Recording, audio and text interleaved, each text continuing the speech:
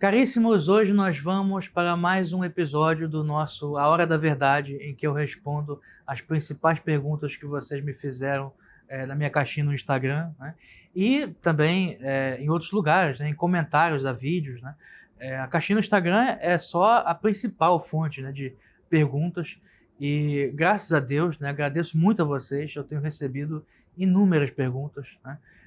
Toda semana eu tenho pelo menos 80 pessoas me perguntando coisas diferentes, que obviamente eu não tenho como responder tudo por escrito, né, no espaço de um story, né, do Instagram, que cabe o quê? Um parágrafo, dois parágrafos? Não dá para nós falarmos mais detidamente, né? Então, sem mais delongas, vamos à primeira pergunta de hoje. Primeira pergunta. Omar, quais falhas do marxismo te levaram a abandoná-lo na juventude? Foram várias. O marxismo é muito inconsistente como pensamento, como filosofia. Aliás, já começando por isso, ele não é uma filosofia, né? Karl Marx dizia que os filósofos, até o presente momento, se limitaram a interpretar o mundo e cabe a nós transformá-lo, ou seja, o famoso predomínio da praxis sobre a teoria. Então, Karl Marx, o seu pensamento pretendia, em primeiro lugar, não compreender o mundo tal como ele é, ou tal como Marx acreditava que fosse, mas transformá-lo. Ou seja, uma filosofia que não tem compromisso com a verdade, né? E justamente por causa disso, ela se transforma ao longo dos séculos, né? O pensamento marxista atual, ele seria irreconhecível para Karl Marx. E não porque, claro, isso também aconteceu, os filósofos marxistas receberam influências externas, etc., mas é por causa do próprio marxismo, né? A máquina dialética, né, que foi posta em ação, né, primeiro com Hegel, né, mas principalmente com Marx, essa dialética que consegue absorver tudo intelectualmente, abarcar tudo e, sinceramente, avacalhar tudo, né, é um negócio muito preocupante. É uma das forças mais destrutivas intelectualmente, se não a mais destrutiva, da civilização ocidental. No último século e meio, você teve o marxismo clássico, o marxismo-leninismo, a escola de Frankfurt, que se misturou com a psicanálise, que não tem nada a ver com o marxismo, que é totalmente incompatível com ele, tem uma procedência intelectual que é o oposto, que é inimiga, inclusive, né? Qual é a procedência intelectual da psicanálise? Freud era um discípulo de Nietzsche, né? E Nietzsche, por sua vez, recebeu influência gigantesca de Schopenhauer, né? Schopenhauer que era o principal adversário de Hegel, né? Era, por assim dizer, o seu nêmesis, né? Os dois sempre foram rivais, né? E Schopenhauer sobreviveu a Hegel por vários anos e ele considerava o maior câncer da filosofia alemã a filosofia hegeliana, né? É o filósofo antidialético por excelência, né? Então são dois pensamentos totalmente incompatíveis. Como é que pôde, como é que uma escola inteira ousou fazer isso, né? Misturar duas coisas tão diferentes, né? Porque é um monstro, na verdade. E mais tarde, outros pensadores, como o atual, vivo ainda, Slavoj Zizek, que quer reabilitar a dialética hegeliana e, de certa forma, inverter Marx, né? Ou como o argentino Ernesto Laclau, que deseja criar a classe revolucionária com base na propaganda, etc. Quer dizer, é exatamente o oposto. Aliás, a ideia de criar classe revolucionária já existe na escola de Frankfurt, né, com Herbert Marcuse, né? Ou seja, é a inversão do pensamento de Marx. Para Marx, o proletariado era classe revolucionária por causa de um processo histórico inexorável, né? Já começa com a história do partido de vanguarda de Lenin, né, que já não tem nada a ver com a história, né? Já é uma arbitrariedade, que é um partido regido por intelectuais, que não tem nada a ver com o proletariado, mas que vai representá-lo, né? E depois, não, o proletariado não pode ficar esquecido, que ele não vai fazer revolução nenhuma, a gente vai fazer a revolução socialista com os lumpens. Ou seja, é loucura, né? Existe certo grau de loucura, de desordem, né, fundamental no marxismo, né? Faz parte da própria identidade dele. E isso vem justamente do predomínio da praxis sobre a teoria. Não é uma filosofia, fundamentalmente. Né? Marx é um corruptor da filosofia. Né? Uma segunda razão que me levou a deixar de ser marxista é o materialismo de Marx. Né? E não adianta uma pessoa religiosa dizer que, não, apesar de religioso, eu sou marxista. Meu filho, você tem algum problema, porque as duas coisas são totalmente incompatíveis. Né? A filosofia de Karl Marx é todinha materialista. Ela é consequência do seu materialismo. Né? Para Marx, a religião, aliás, é uma superestrutura. Né? É uma projeção, né, que os homens fazem do modo de produção, das relações, da luta de classes, né? As relações sociais, as relações entre as classes, oriundas do modo de produção, oriundas da produção econômica, né, se expressam na filosofia, na religião, na cultura, na literatura, etc. Né? Então, a religião para Karl Marx é superestrutura. Né? É besteira, é uma coisa superficial, que não importa. Né? Em segundo lugar, o que diferencia o homem dos outros animais para Marx, Marx não era um espiritualista, ele não acreditava que nós temos uma alma imortal. Né? O que nos diferenciava era o trabalho. Né? Ou seja, o homem são as relações econômicas de produção. Então é uma filosofia todinha materialista. Né? Marx era um discípulo de Feuerbach. Né? Ele misturou a dialética hegeliana com o materialismo de Feuerbach e também com a tradição econômica liberal inglesa, né? A tradição francesa também de ciência política, etc., liberal. Mas, essencialmente, né, Marx é um materialista. E qualquer marxismo que pretenda inverter isso ou modificá-lo é simplesmente, como eu disse antes, por necessidade prática. É a tal praxis, né?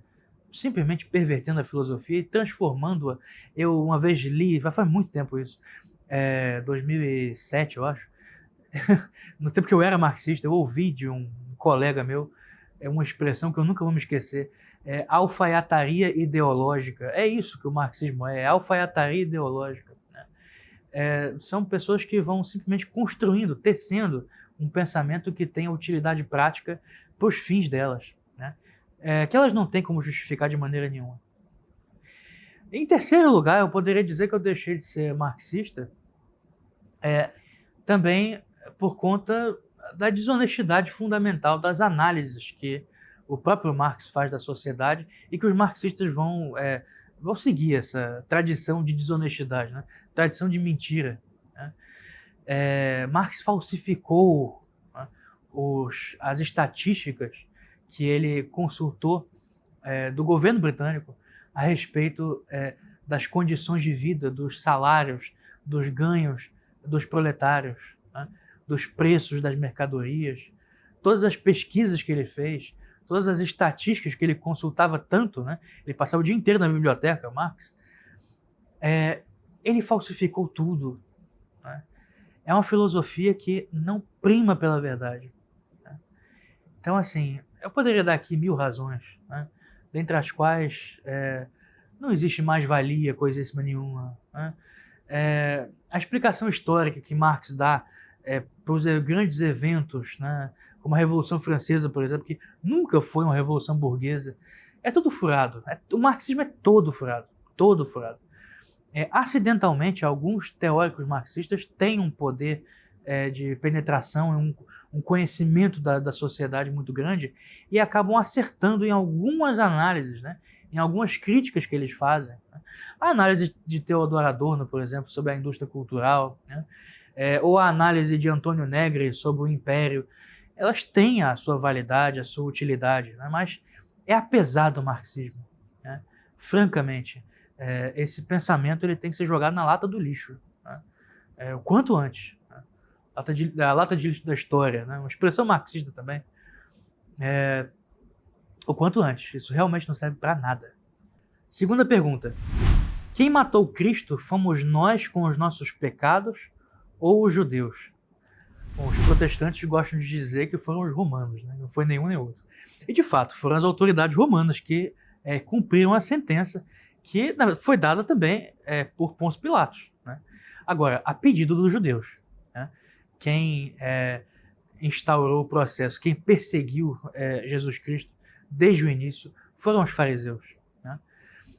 Fariseus e saduceus também, que é um outro grupo que pretendia basicamente misturar, né, a religião judaica com elementos do paganismo greco-romano.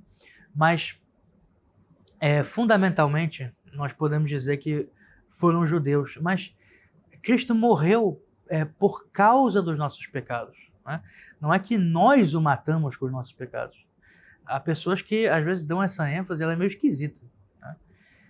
Até na Missa Nova também, né, existe no Domingo de Ramos, né, a leitura que o povo faz dos acusadores de Cristo, para passar também essa ideia, né, de que não foi cada um de nós que foi responsável pela morte de Cristo.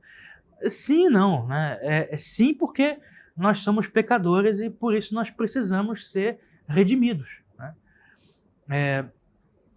E Cristo, de fato, operou a redenção do gênero humano com o seu sacrifício perfeito, perfeitíssimo, no Calvário, né?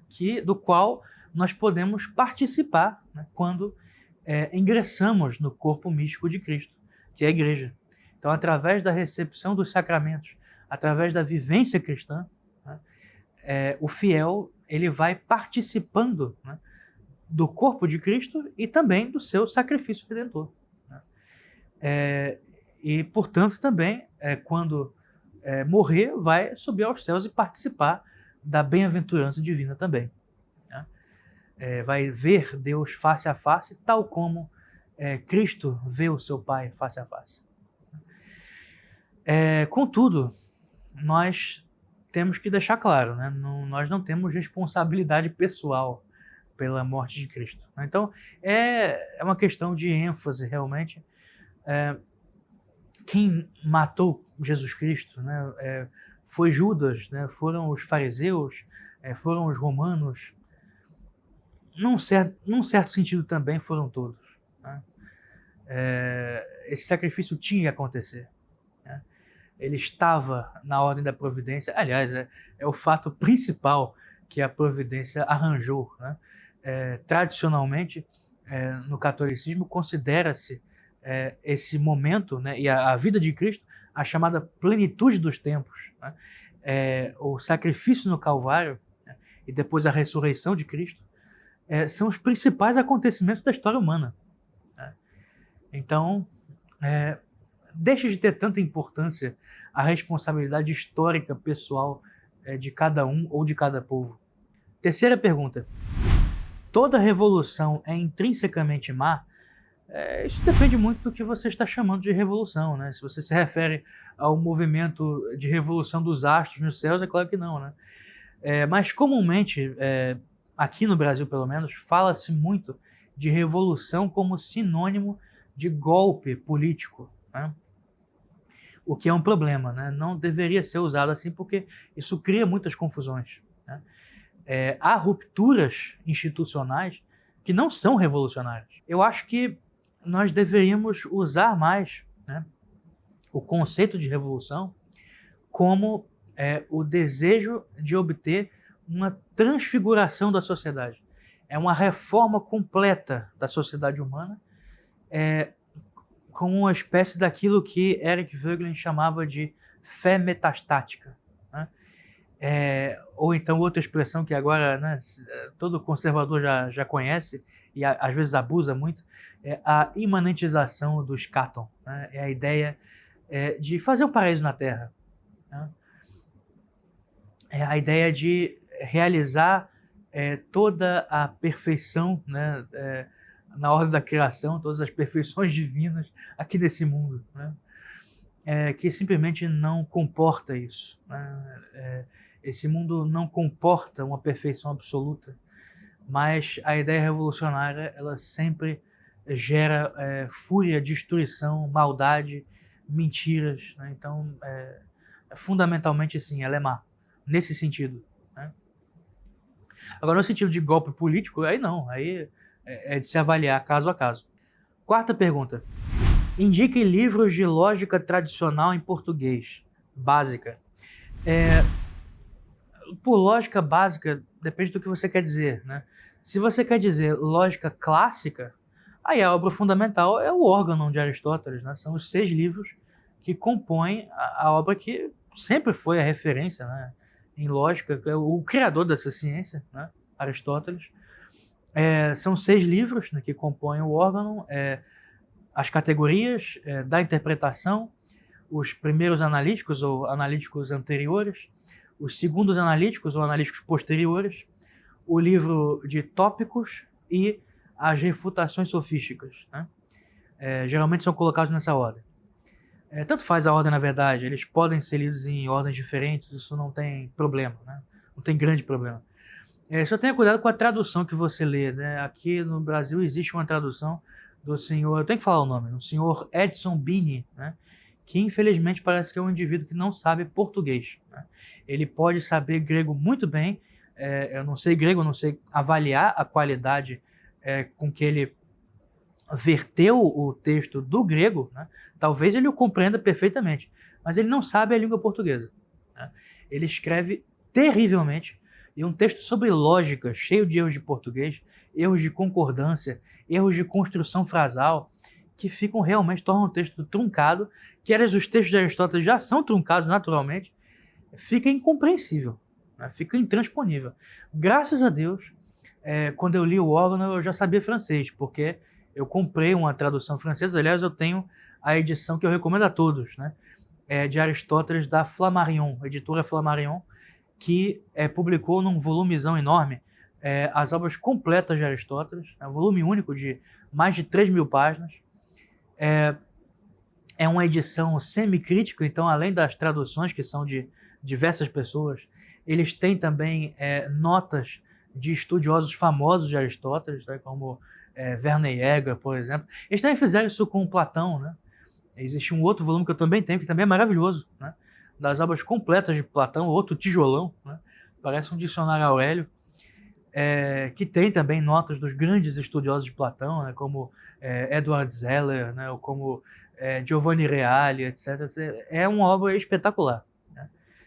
Exemplar mesmo. E as traduções são muito mais compreensíveis, né? Em francês. Então, infelizmente, né, parece que de Platão existe uma tradução no Brasil que é boa, mas de Aristóteles eu realmente não conheço, né? As traduções daquela Martin Claret são terríveis também, e essas da Edipro, né, a editora, francamente vergonhoso, né? Eu lamento que a editora Edipro tenha se prestado a isso, né, mas realmente fizeram, né? E realmente não recomendo a ninguém.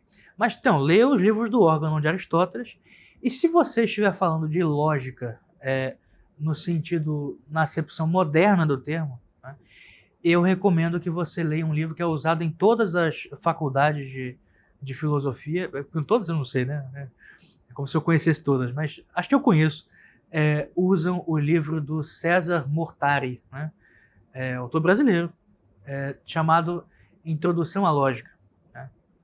Ele é excelente, ele tem exercícios, né? É um livro realmente para você aprender e treinar, né? Problemas de lógica. É uma introdução que ele chama, mas ele explora bastante, né? Inclusive as notações que são usadas pela lógica moderna. É um livro excelente. Quinta pergunta. É erro chamar a Umbanda de religião? Essa é bastante polêmica.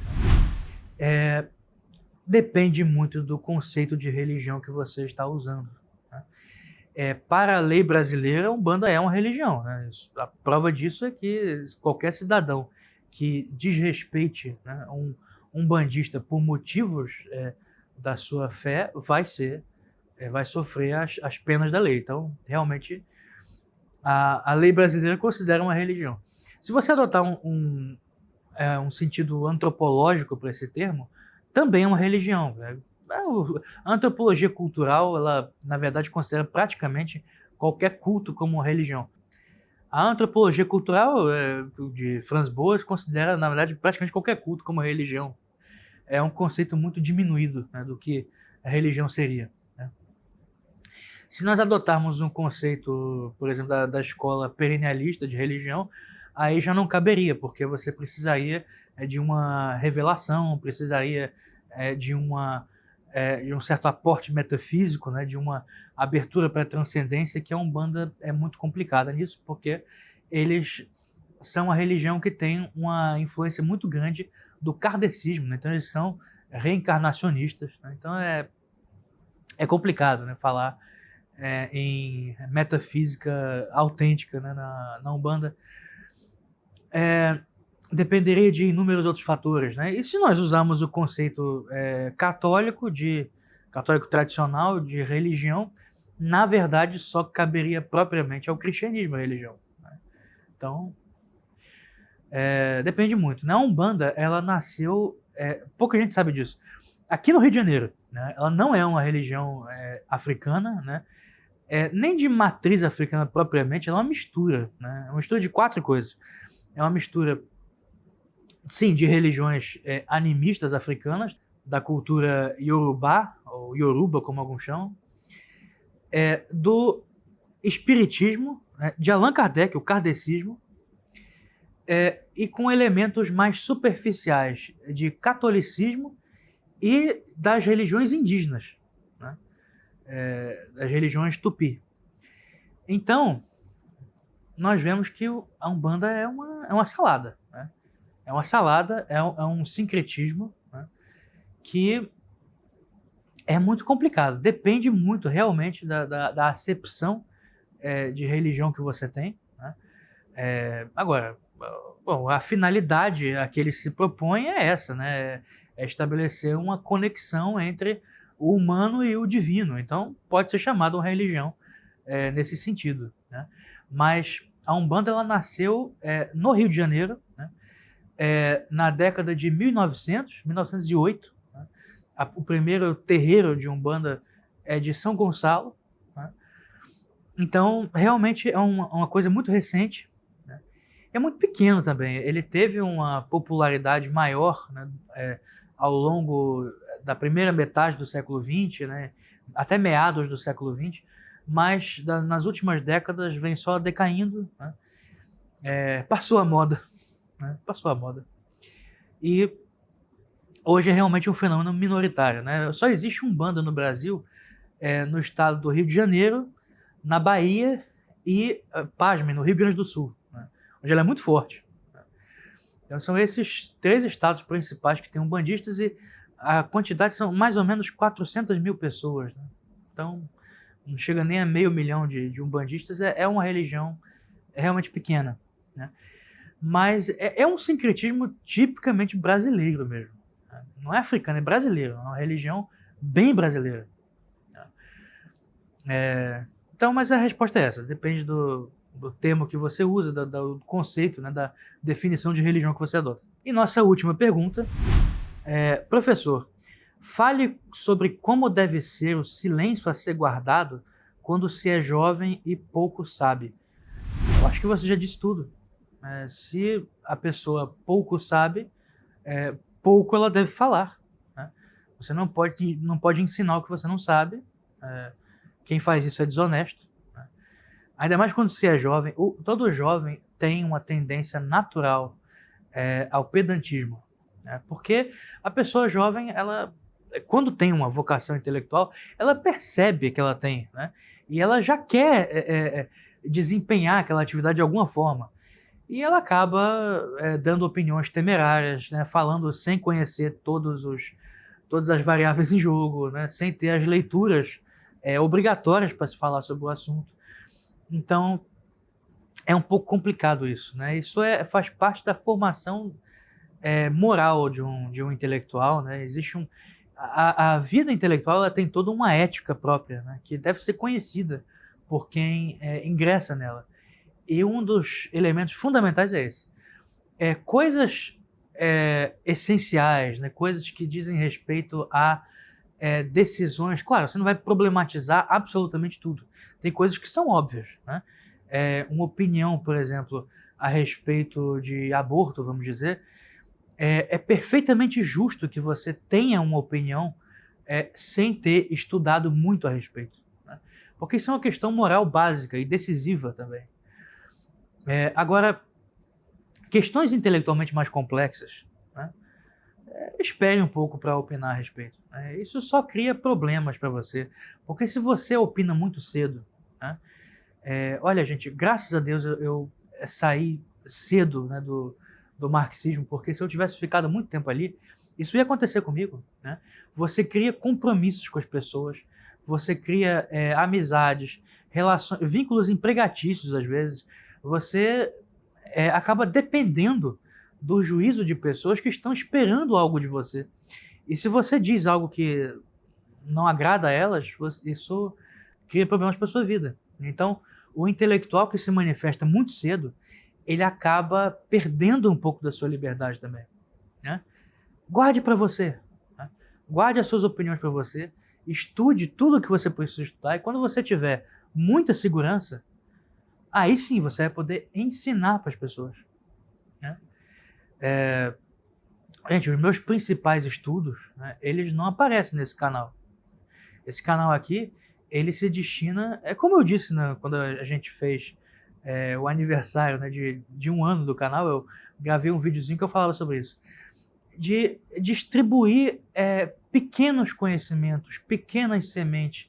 Ele tem uma missão mais assim educativa, né, uma coisa básica mesmo. Mas as minhas principais reflexões, as minhas principais leituras, elas não aparecem aqui, né?